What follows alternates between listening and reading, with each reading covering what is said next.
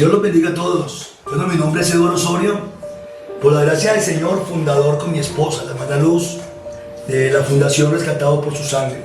La fundación que nació, yo estoy convencida que nació en el corazón de Dios primeramente y lo plasmó en el corazón de mi esposo y también en mi corazón. Una obra muy bonita, con un toque especial, digo yo, y es que la gracia de Dios ha estado desde que empezó todo. Un 14 de diciembre de 2010 se abre la primera sede de Rescatado por su Sangre. A las 3 de la tarde, por la gracia de Dios, fuimos y pagamos el arriendo con algunas monedas, billetes que habíamos recogido, vendiendo galletas, bueno, haciendo unas actividades para recoger este primer arriendo de la casita. Bueno, yo recuerdo un hombre arrodillado con mucha fe. Antes de iniciar esta obra, él siempre se arrodillaba con una canción y le oraba a Dios para que proveyera todo para iniciar esta hermosa labor. Yo me levanté ese proceso de aprender a hablar, tal vez a expresarme mejor, ese proceso de aprender a caminar, de controlar el cuerpo, que quede lleno de ademanes y de gestos, la calle torcido como la cara, ese lenguaje callejero que estaba impregnado dentro de mi ser. Fue un proceso muy fuerte. Fuimos la burla de muchas personas que nos oyeron predicando en las calles con ese lenguaje. Que una hermana nos había prometido que la arrendaba y llevamos este dinero con mucha emoción, mucho agradecimiento al Señor por haber logrado recoger este arriendo y por las personas que nos estaban arrendando.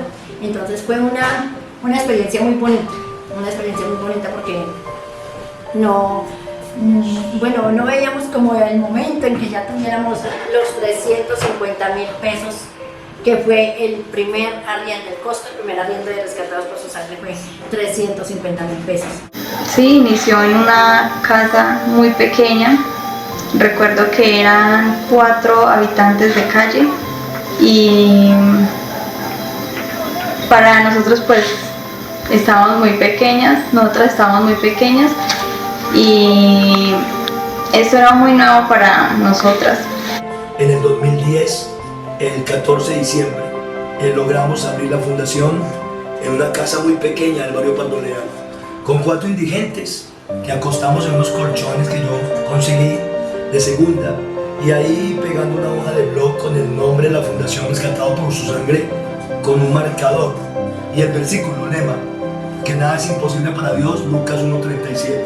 Les dimos pan con malta, salchichón. Esa fue la primera comida que se repartió ahí en esa casita muy pequeña, pero que para nosotros era algo ya muy grande empezar.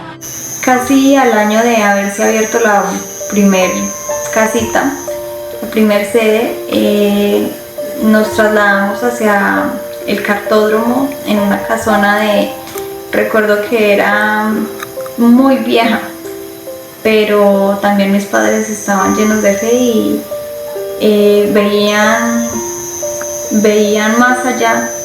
Pasamos para una casa que estaba abandonada y yo decía, Edward, pero en esta casa vamos a recibir los muchachos de las calles. Él me decía, mire esta casa ya pintada por la fe, mire esta casa llena de hombres, para que conozcan el Evangelio del Señor Jesucristo.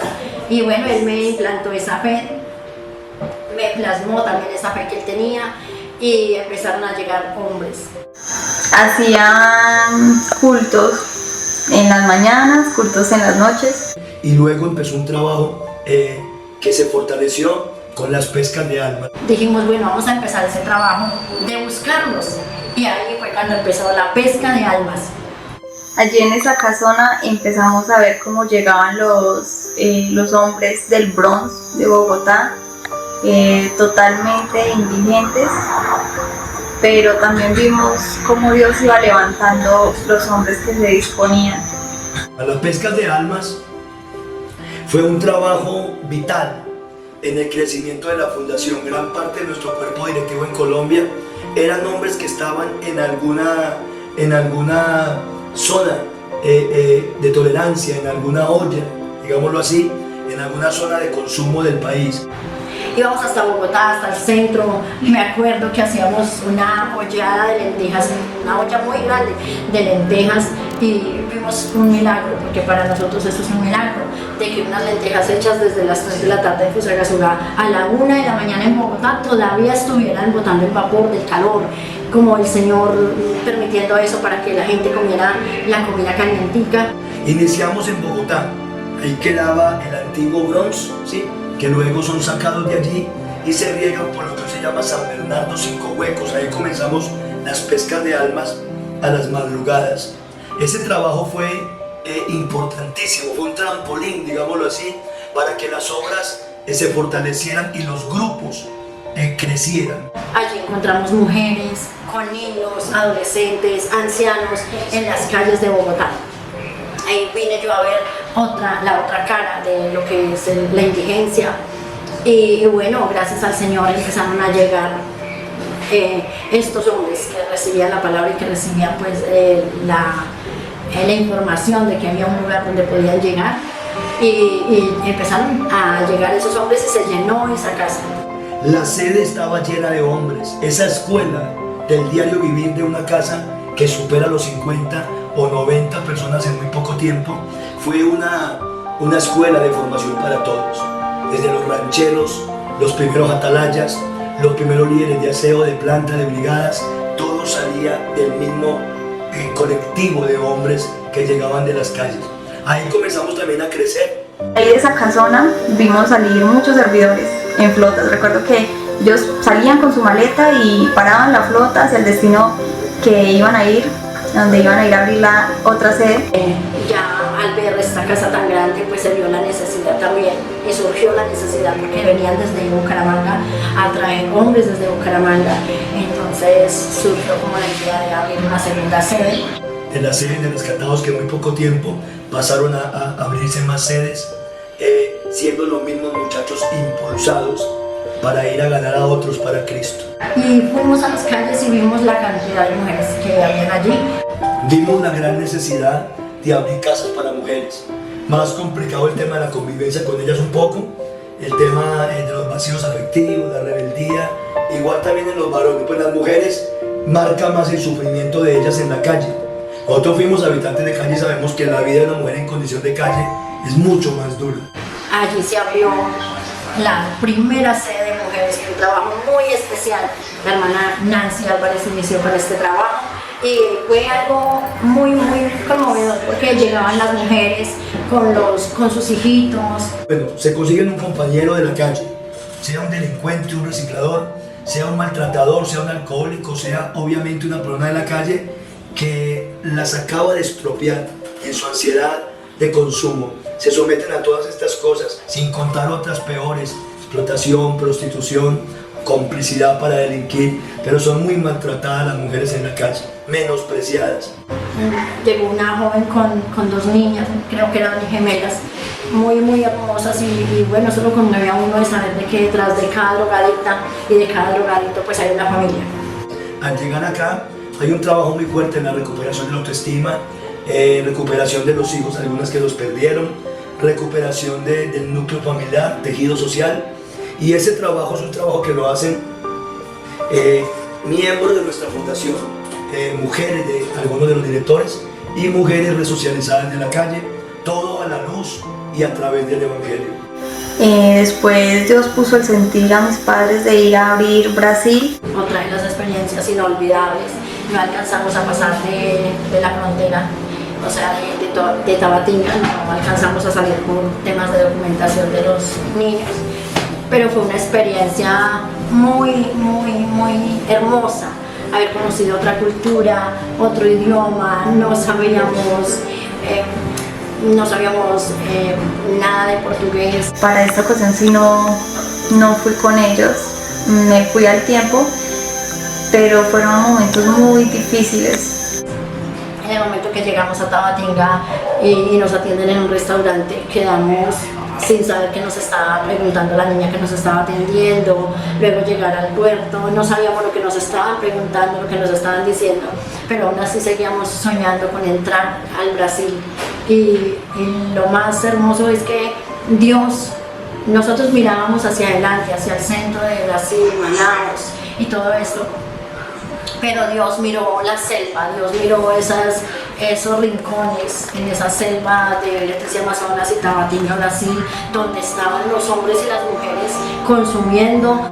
Al ver que hubo tanta dificultad para cruzar hacia Manaus, comenzamos a ver los habitantes de la calle en Leticia, no salen de día sino que en las noches. Y Dios se fijó en esos hombres y en esas mujeres que estaban allí, metidas en esa selva, consumiendo droga, y allí el Señor convenció a mi esposa de que se abrieran las sedes rescatados por su sangre en Leticia, Amazonas. Alguien nos dijo, hay una zona cerca del Águila donde ellos salen por las noches en el puerto, y comenzamos a mirar que sí habían habitantes de la calle, colombianos, brasileños, ticunas, de las etnias indígenas también peruanas, de Caballococha, de Benjamín Constanz, indígenas de esa zona del Perú, del Ecuador, que están ahí y han caído en la droga. Se abrió, empezaron a llegar hombres peruanos, brasileños, colombianos, también hubo algunos indígenas, y gracias al Señor que también se abrió la sede de mujeres en Leticia, Amazonas, donde se pudo predicar el evangelio a muchas mujeres de allá, del Amazonas, algunas de ellas indígenas con muchos niños. Comenzó yo a hacer milagros financieros usando una familia que recordamos mucho, la familia Aguiar. Son varios hermanos comerciantes, Alfonso, que ya falleció, Jeremías Aguiar, la familia de los Aguiar.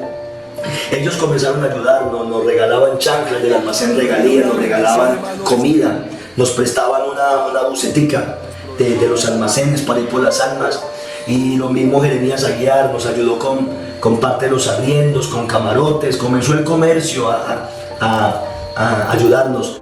Y bueno, experiencias hermosas que vivimos allí, experiencias también donde aprendimos a confiar mucho más en el Señor en medio de enfrentar pues este cáncer, que fue en medio de abrir la obra en Leticia, Amazonas.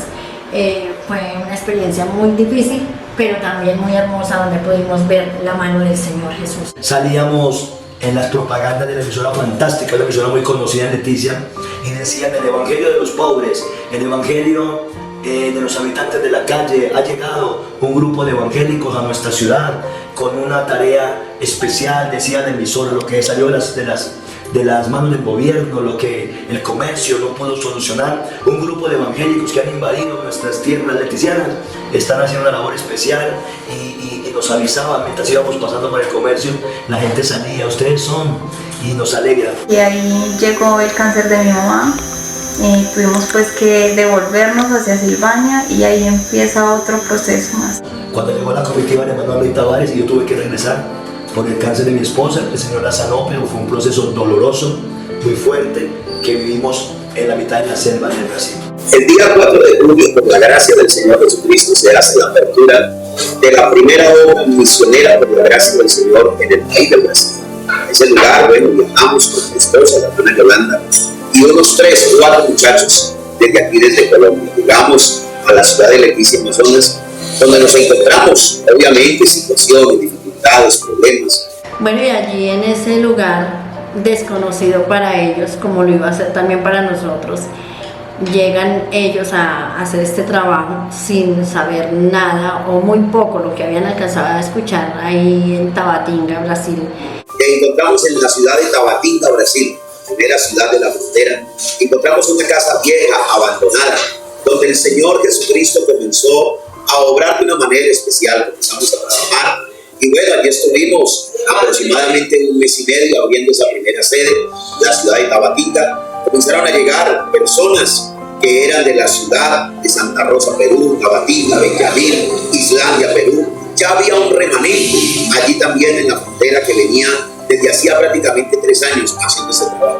Y ellos empiezan pues a mirar cómo hacer conocer la institución, la fundación. Y comenzó Dios a rodearme de hombres de líderes con unos talentos, unos dones muy bonitos de parte de Dios, y así la obra del Señor comenzó a abrirse paso en medio de las tierras brasileras. Colocaban avisos en los postes con el número de teléfono de ellos.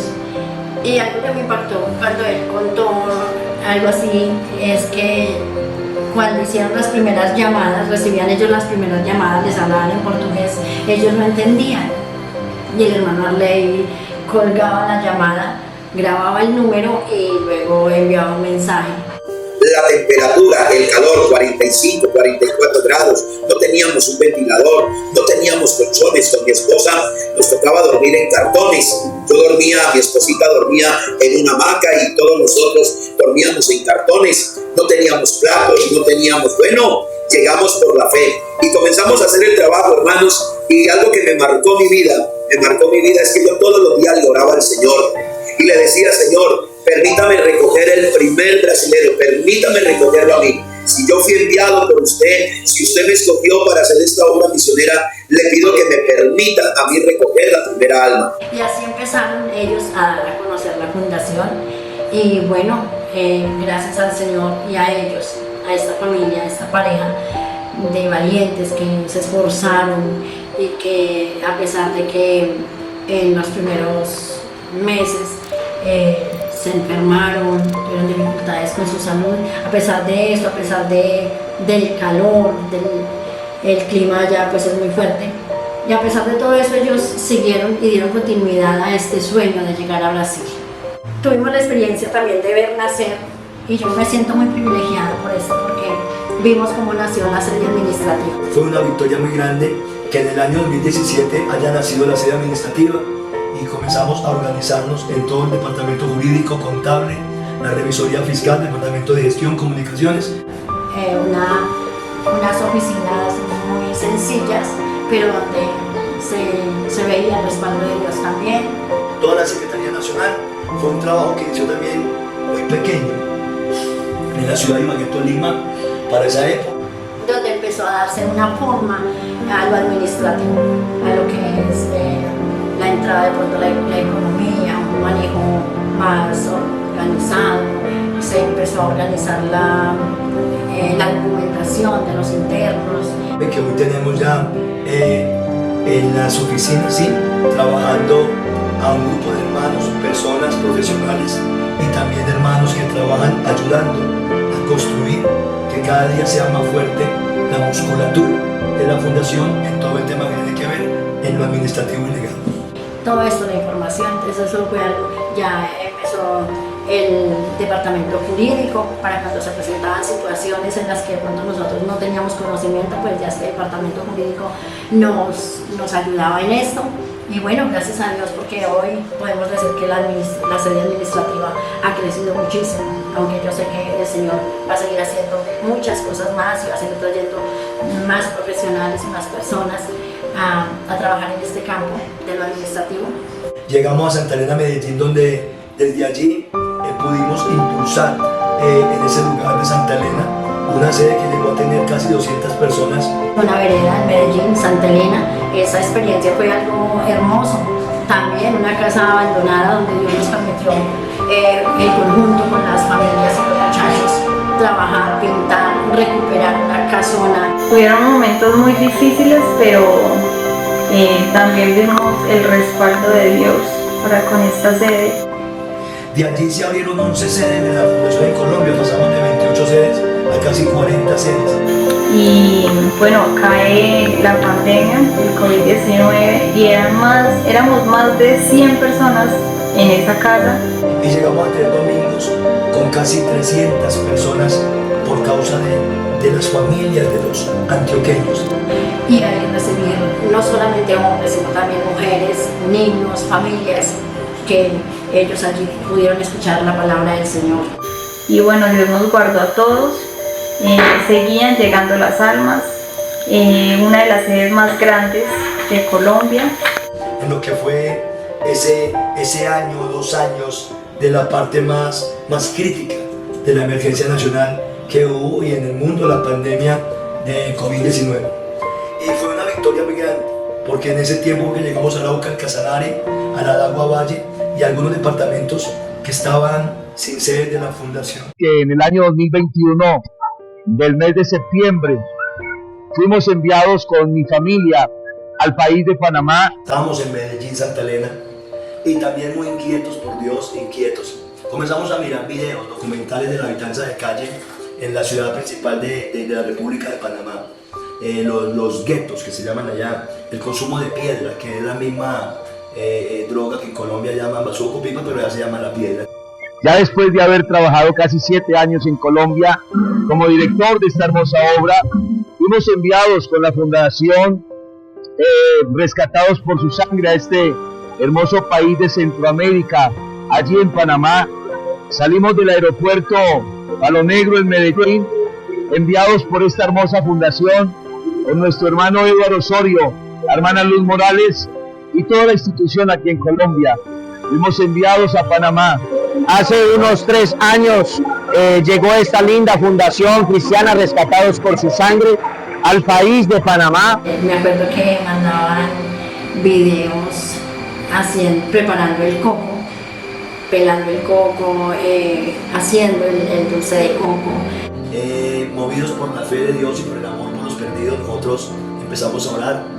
Una experiencia maravillosa el haber llegado a este país en Centroamérica con mi esposa y mis hijos.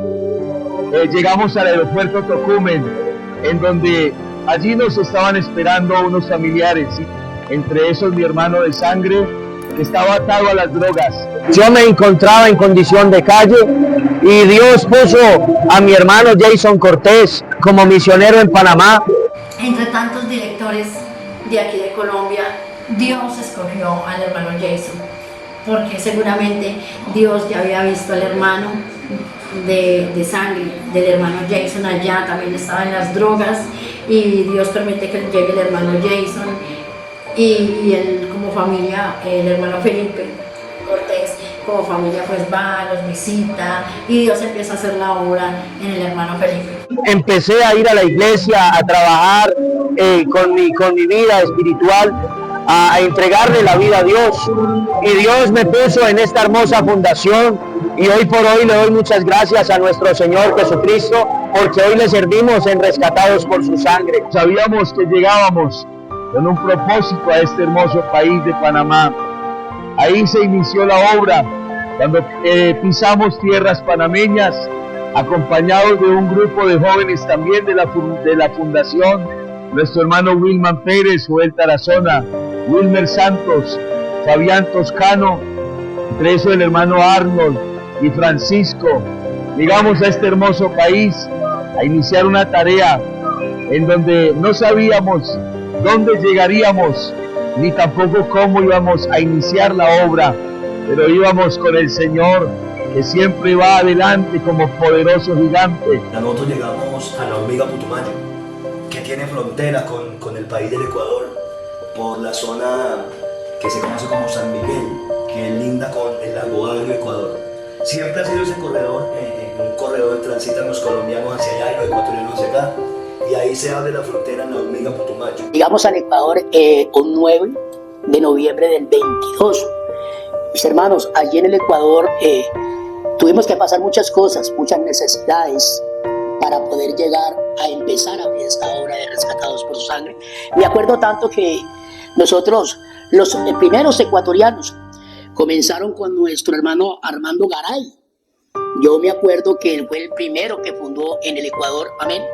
Y este caballero comenzó la obra a nacer en un entablado donde abajo había unas lagunas, y allí comenzaron a llegar los ecuatorianos. Ahí conocimos dos familias ecuatorianas que fuimos a visitar y tuvimos reuniones con gente del gobierno del Ecuador que nos decían, bueno, lo diferente que es allá el mundo de las fundaciones, cómo en algunos lugares golpean a la gente, la tortura. Los ñaños. Comenzó Dios a llamar ecuatorianos a estos hombres a esta gran obra extranjera que es el país del Ecuador. Nosotros decidimos llegar contra el viento y la marea al estado Orellana, en el Cauca, Ecuador, sabiendo a conciencia la incredulidad de la gente por todo lo que habían oído de estos lugares que se volvieron unos centros para maltratar al habitante de calle. Esa palabra que nos decía el ecuatoriano siga era porque era que no había nada, que nos fuéramos. Y tanto eso desde las 8 de la mañana a 8 de la mañana a 4 de la tarde, 2 paqueticos de arveja o uno de arroz para 7, 8 muchachos nos daban duro por ser colombianos y por no conocer esta estrategia que Dios estaba dando a nosotros que nos llegaban para recoger los hombres de las calles. Dios bendiga al hermano que rompió con el grupo, que rompieron abriendo brecha en el Ecuador. Y allí comenzó a hacer Dios una labor. Y de esta labor comenzaron a resultar los ecuatorianos, a levantarse para ver esta gran obra misionera, rescatados por su sangre. Con la llegada nuestra al Ecuador se abre una luz, obviamente la iglesia nuestra que se llama allá en el Ecuador, Iglesia Apostólica Evangélica en nombre de Jesús, son los primeros en salir a nuestro encuentro porque ellos habían oído de la labor que se ha hecho en Colombia y salieron a encontrarse con nosotros para extendernos la mano. Entonces el trabajo en el Señor no es en vano y Dios siempre tiene el control de todas las cosas. Dios es un Dios perfecto, es un Dios maravilloso y qué bueno es que ver el resultado del trabajo en el Señor.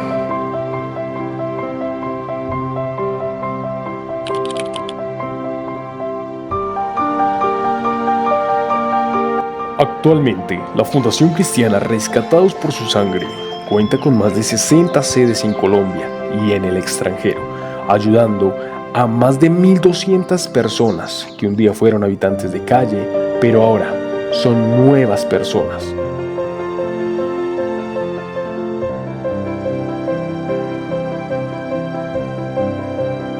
Porque hubo un grito de angustia en las calles y Dios los escuchó y levantó a rescatados por su sangre.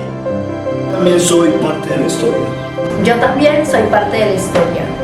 Eu também faço parte da história. Yo también soy parte de la historia. Yo también soy parte de la historia. Yo también soy parte de la historia. Nosotros también somos parte de la historia. Yo también soy parte de la historia.